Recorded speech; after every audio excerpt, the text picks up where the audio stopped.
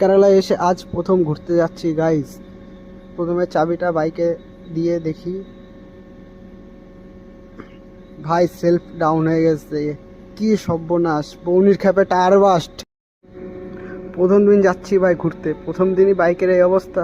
কি জানি পরে কি হয়। চলুন আজ তো দেখি স্টার্ট নেয় কি না। কি আর করা যাবে, দিই ধাক্কা। দাঁড়ান আর একবার চেক করে দেখি। নেবে না, ধাক্কা দিতেই হবে।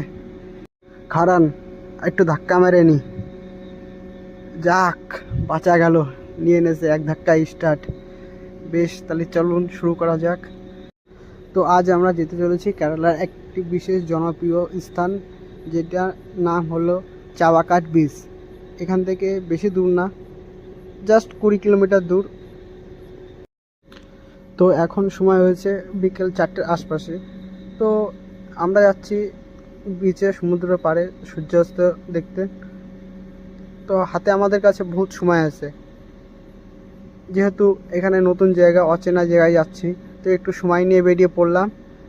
এতক্ষণে আপনারা হয়তো লক্ষ্য করে দেখেছেন যে আমার বাইকটা একটু কেমন কেমন লাগছে। আসলে ঘটনাটা হয়েছে কি, যে ট্রেনে নিয়ে আসার সময়, মানে কলকাতা থেকে কেরালা আসার সময়, আমার বাইকে কিছু কিছু জায়গায় ড্যামেজ হয়ে যায়। বিশেষতভাবে সামনের শোটা, আমার ভাইজারটা ভেঙে যায়। দেখুন, ট্রেন থেকে নেমে যখন আমি কেরালার ত্রিশূর স্টেশনে আমার বাইকটা রিসিভ করতে যাই, তখন বাইকের অবস্থাটা ওই রকম ছিল। তো সমস্যা নেই, যেহেতু আজ নয় কাল ঠিক করেই নেব ঠিক।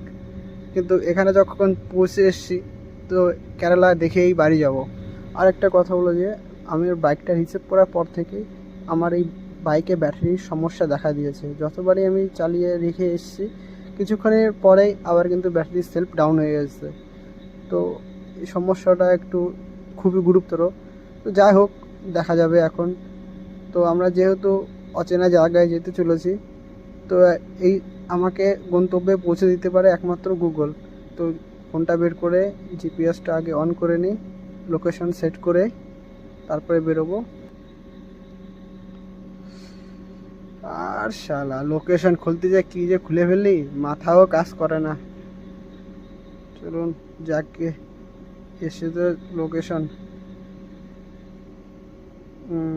খুঁজে নিই। এসে চাওয়াকাট।